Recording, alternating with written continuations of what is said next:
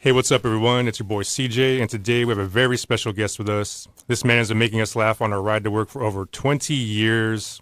Radio host, comedian, actor, author, motivational speaker. The list goes on and on. He is the one and only Mr. Andre Covington. Hey, thanks. I was looking around. I was like, who was he talking about ahead? Oh, then I remember. Yeah, I did all those things. Man, I had a whole list there. I think I probably forgot a few, but... Yeah, garbage man, dog groomer, father, all those things. All the husband, fatherly duties. Yeah. Thanks for having me on, man. I appreciate it. Thank you for taking the time to do this. All right, now you're originally from Michigan, and when did you make the move out here? As a young lad, I'd say we came to California. I was probably around 8 years old. Okay. My first time coming to California. And then, we went back to Michigan, came back, so... it's been kind of a back and forth, but when we came back the second time, it's just been a nonstop kind of thing. Except for a little break, we went to Texas for I want to say 10 months. But other than that, California's been home for me. Okay, you still have family back in Michigan too then? Oh, yeah. Yeah, a lot of family. I've taken my family back just to meet family and to see where I grew up, to see my environment, took them a little tour. Small town called Benton Harbor, Michigan, not too far from Lake Michigan. And it's one of those small towns, industrial towns that, kind of went bust in the 70s, late 70s. And, but it's a struggle there. But some people, get out. A lot of famous people come. Ernie Hudson from Ghostbusters, actor, extraordinary. He's from Benton Harbor. Sinbad. Comedian. Oh, wow. He's from Benton Harbor. So all those guys, a few other comedians are from Benton Harbor, and there's been some athletes who've come out of there as well. Okay, so a lot of names coming out of there. Yeah, a small town too. Probably if you compare it to Central Valley, it's probably the size of Selma. Oh, wow. Was it a little bit of a culture shock coming from Michigan to California? Oh, yeah. Weather-wise, people-wise, that town, growing up that part of Michigan, I want to say 95% black, so you come maybe 85. During the time I was living there, it was a time when it was maybe 5% black. Then, it changed, and now it's probably a lot higher than that. But yeah, coming to California, where then it's like, you have just a variety of people. I didn't see a lot of that, and it took some getting used to, but it was cool. I really enjoyed the different ethnic backgrounds, learning other cultures, meeting different people. I've always fit in because of my sense of humor. Okay, so comedy was something you always did. Like, were you the class clown, or did you perform for your parents or friends when you were growing up? Very shy, but my close personal friends, like the people you run around with, they always thought I was hilarious. But I wouldn't share that with everybody. But it took me a while to come out of my shell. Then I started doing it in classrooms, but it was normally on the slide, making my friends laugh in class, and then watch them get in trouble because they couldn't stop laughing, and the teacher didn't know why they were laughing, and they never ratted me out. But I could make funny sounds or do funny things or make expressions, and I got a lot of my friends in trouble. Okay, so they're your original feedback audience there. Yeah, they pretty much let me know. They gave me their stamp of approval, and I don't think many of them were surprised when I got into comedy. Matter of fact, I had one friend told me, it's like, yeah, dude, that's a natural thing for you to do. Even coming to California, at a young age and meeting friends here, some of my best friends, some of still my friends to this day. When I was 12, they all said it. Hey, dude, there was no way you could have did anything other than, make people laugh. Some capacity, somehow, some way. Even if I was just, working as an airline stewardess, and I would get on the speaker, and I would probably crack jokes. I know you've probably seen that on the airlines. I would have been doing it somewhere, somehow. But fortunately for me, it's on stage and in radio and television. So you're just meant to make people laugh. It was meant to be. Now, who are some comedians that you sort of looked up to and studied? Oh, Richard Pryor. Studied him a great deal as a young kid because, he was big in the 70s and 80s. Robin Williams, I enjoyed his comedy just off the top, the spontaneity that he had.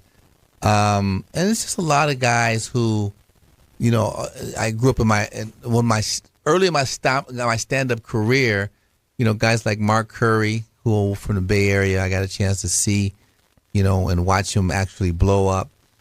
And it was always a weird thing because I always said, I want to see somebody go from nothing to something, and it's just be careful what you ask for, because you're around these guys like a Cat Williams, who I knew when he was homeless, and to see where he's come. I saw the process, but I asked to see that. So, and I also, when I was doing comedy, I was asked early on, what do you want to do? And I said, I want to make people laugh every day.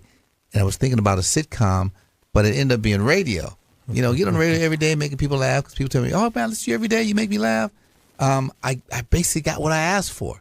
If I'd have been more specific, I'd have said, hey, I want to be a big sitcom television star or do movies, because Chris Tucker, we were both asked that same question together. And he said, I want to be a movie star. And look what happened. He became a movie star. And this is before any movie he had ever done. And I said, I want to make people laugh every day. Became a radio star. So my message to people when I speak, especially when I speak to young people, be very specific to what you want. Believe it, that you can accomplish it, and put it out there. Put it out in the atmosphere, and then walk towards it. And you'll be surprised. A lot of times you can get what you ask for if you put the work in. Yeah, it's got to speak it into existence. Now, you had a pretty good gig as a postman before you decided to pursue comedy. What made you finally take that leap? Yeah, man, the government. I was working for the Postal Service as a letter carrier. I started at 18 years old. Wow. What made me take that leap? Because I saw what comedy was doing. It was more and more people of, African-American background were starting to make it. And you start to see more faces popping up that look like you. And you started going, well, you know what? Maybe I can do that. I started to really believe it. And you had TV shows like Robert Townsend, Partners in Crime on HBO. And then, you start seeing a lot of people of color. And I always felt that I was funny. And I knew once I got into the post office, it's not a bad profession, by the way. Mm-hmm. And when I got that job, I was over the top ecstatic. And that's a lifetime position for a lot of people.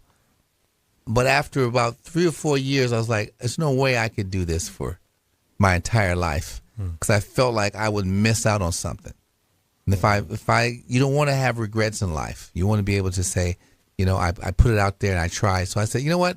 I'm just going to try stand-up comedy, see where it takes me, see what it does. And I was glad I made that decision, because I could have been a letter carrier. I could have, met a wife, had a family, and had just a nice, smooth career in that regard.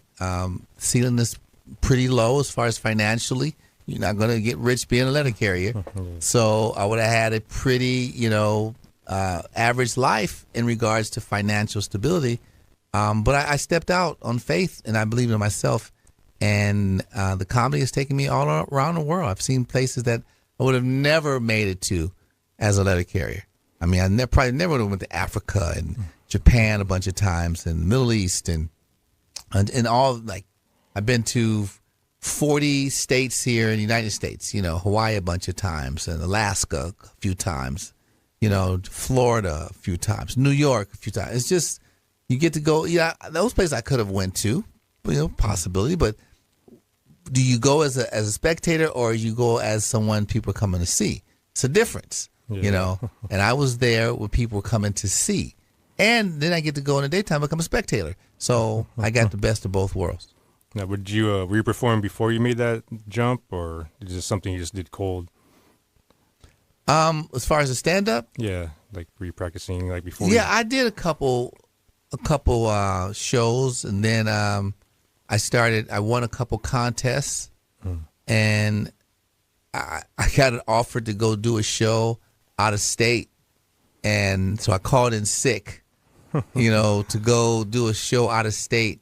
And I remember thinking to myself, I ain't gonna be able to continue to do that, because as you're getting more and more popular. Then I did a TV show. I got offered a TV show, and it was going to be 6 months down the road. I was going to have to go to New York to do it. And I was like, I'm not gonna be able to call in sick to go do that. I don't really have that much vacation time because I used it all because I was using it to do other gigs. So, and they're gonna see me on TV, and they're gonna it's in New York, so I'm gonna be busted. So, at that time I said, you know what, I need to make the move. It's only fair to my employer, and it's only fair to me because you don't want to live your life as a lie. So you want to be open and honest about what you're doing. And fortunately for me, my job understood. They were encouraging. They were like, hey, you know what? Go do it.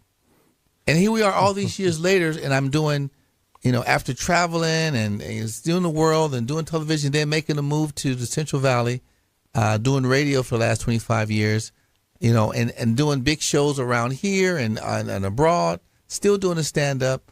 I have a running showcase at Chichansky Go Resort and Casino where I bring in some of the biggest comedians working in the country, and I host it.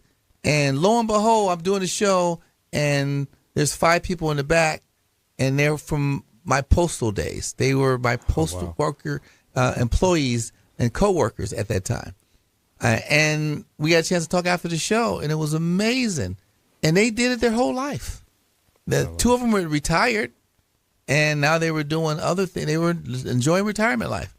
But they were so proud that I had got out and did, and I was still doing what I set out to do, which was entertain and make people laugh. No, that's great. Now, when you were coming up, did you have anyone that sort of took you under their wing and showed you the ropes, or did you have to kind of figure it out on your own?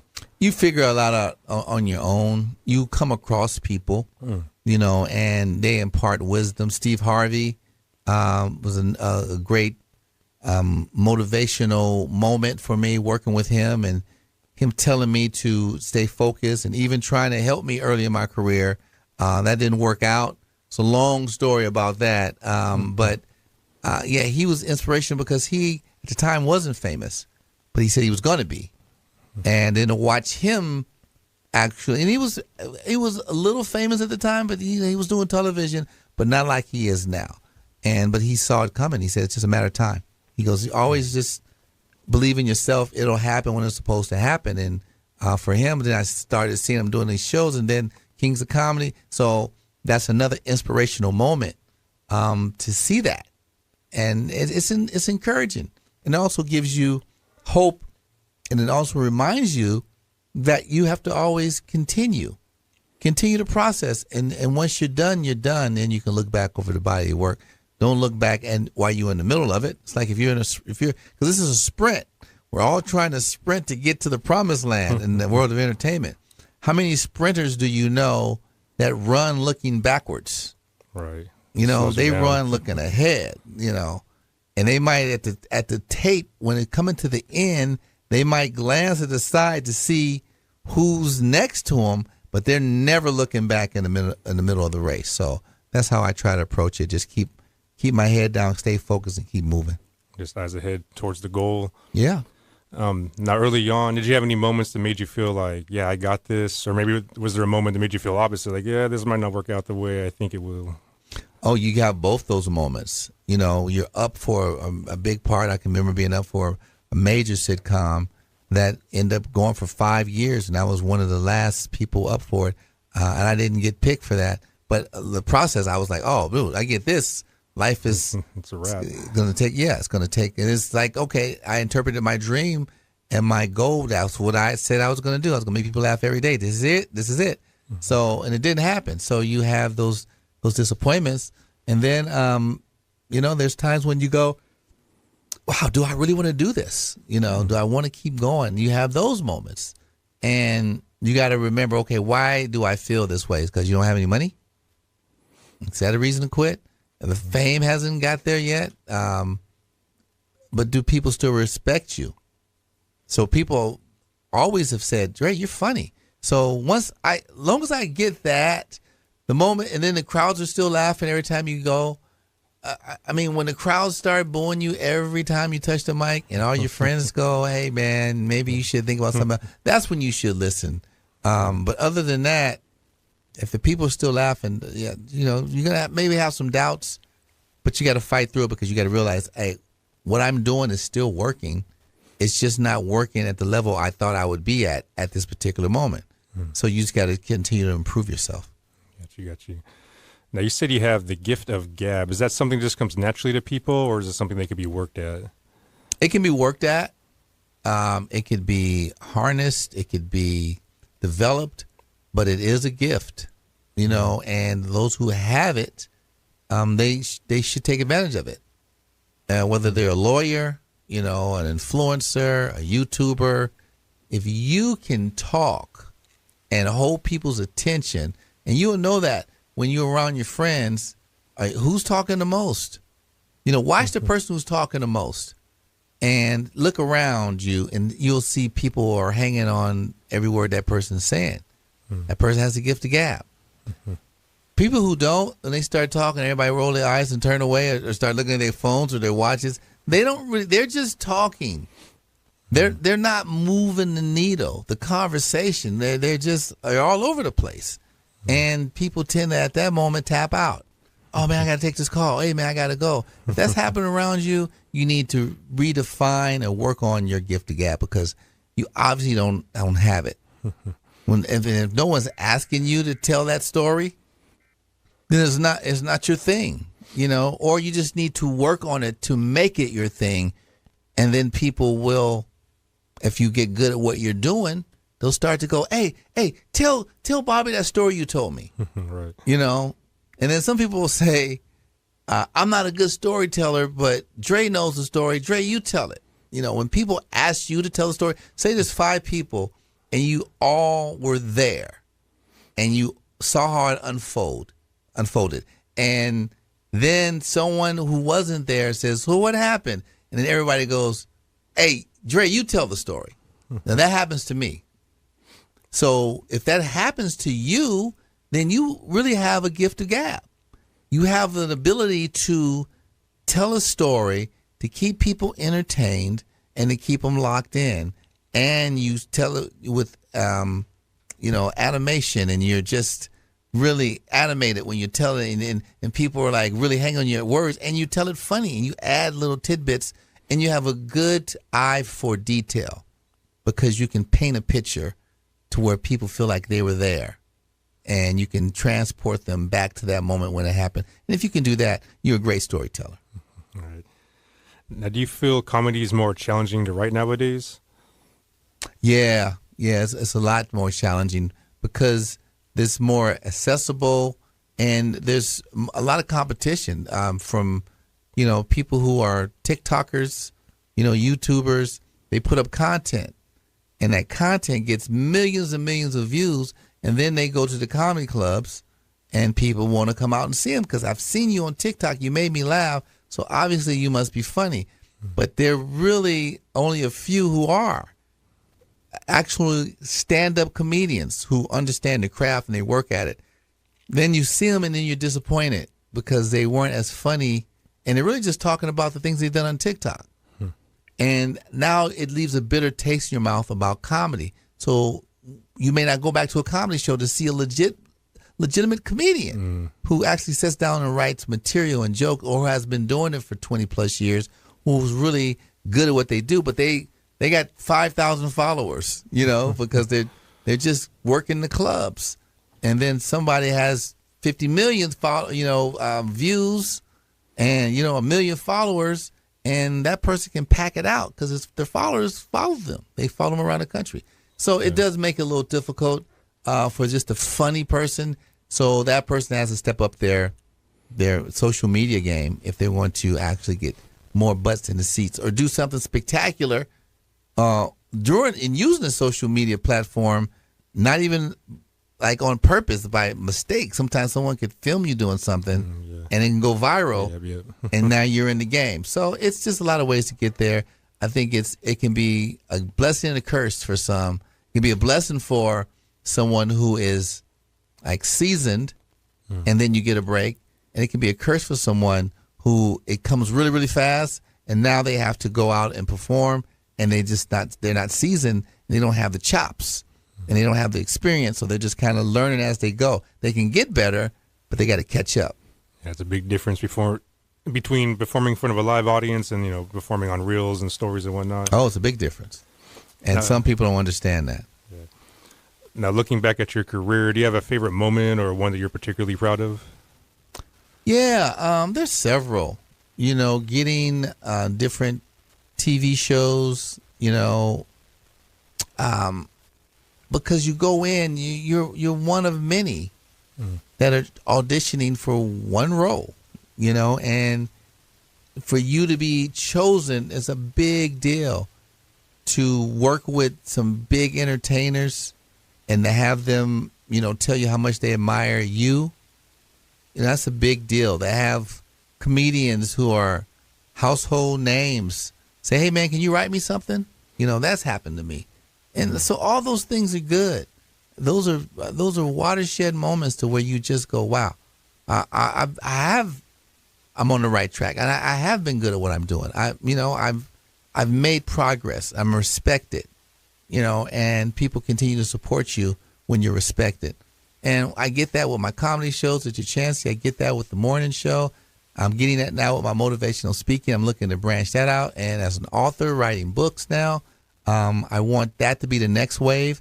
So really just finding different mediums to tell my stories and to then gain respect from the people who listen to said stories.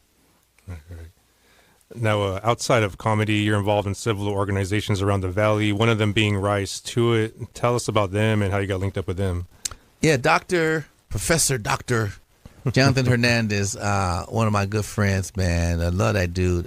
He's just, he's a go-getter. He's very smart, and he had a vision, and he's put it to work, and I'm happy to be a part of that.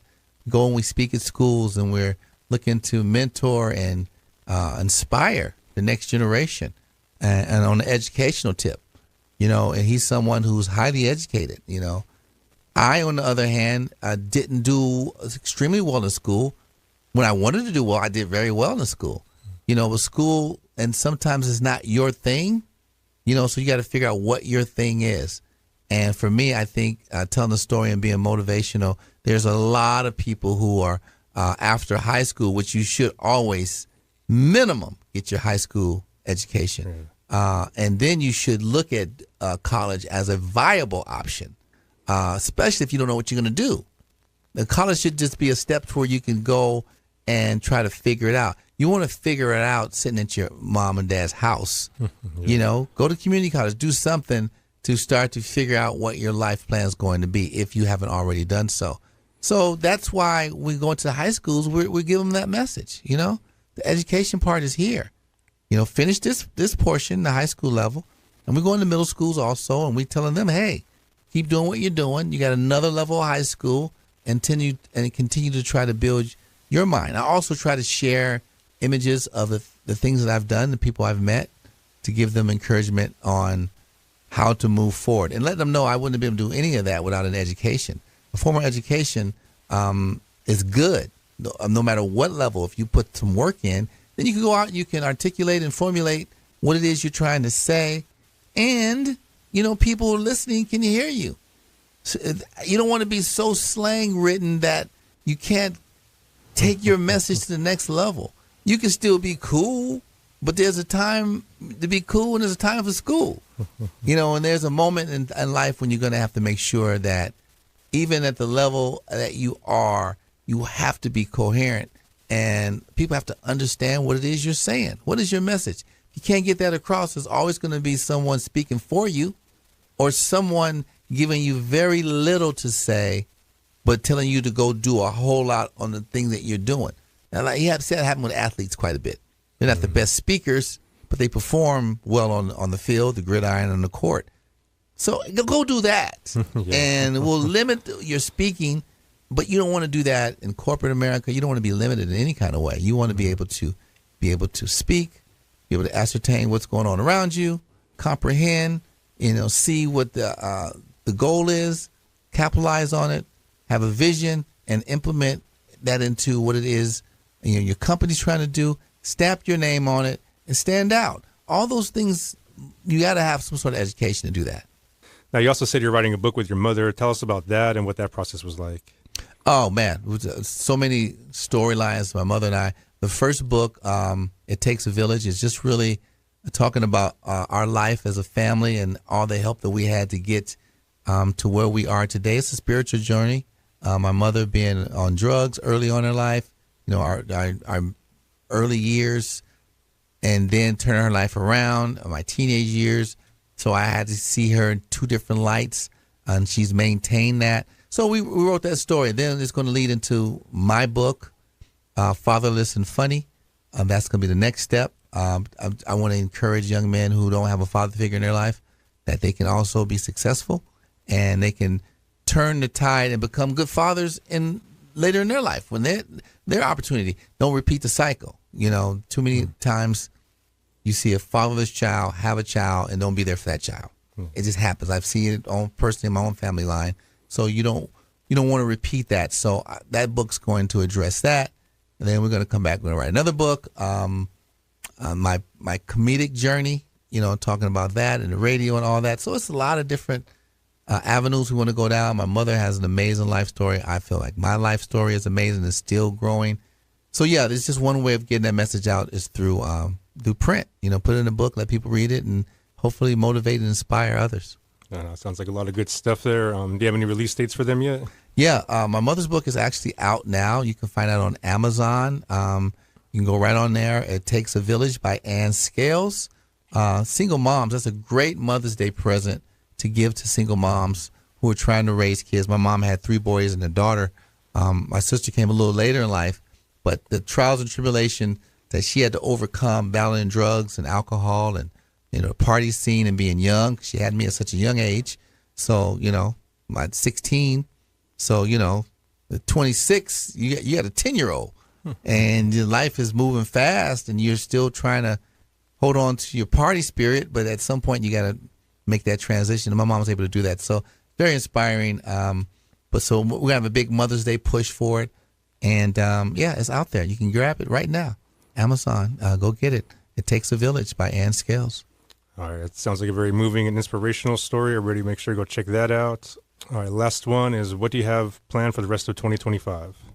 Wow. Okay. We got the book. That's gonna have its big open. We had a soft open. It's gonna be the big one for Mother's Day. I just booked up for the rest of the year at your chance. We do our monthly show for that. My book should be ready by October, which is my birthday month. I want to be able to launch that one, and I got a movie coming out. So Shattered. I got a starring role in that. That's supposed to come out in 2025 as well. So looking forward to that. We're just trying to figure out what platform is it going to come out on. They're still going back and forth on that. It's already shot in the can, ready to go. Man, I might possibly shoot another 1-hour special. I had one I did several years ago. I'm getting too old for this. That was my first 1-hour special. I love to do another one of those. So I got to fine tune that because you just really want it to hit hard. I think this one will have a little bit more of my storyline, my fatherhood, my fatherless childhood, because you got to find humor in that. That's fatherless and funny. I was still able to find the funny in that, but too often young people, young boys included, it's nothing funny about that. They just take it really hard and they hold on to it, and it causes problems in their adulthood. So I want to address those things with humor and then get more ears and eyes on it, and hopefully it's in a positive message. All right. Well, thank you again for taking the time to do this. Thank you. I appreciate it, and wish you nothing but the best. All right.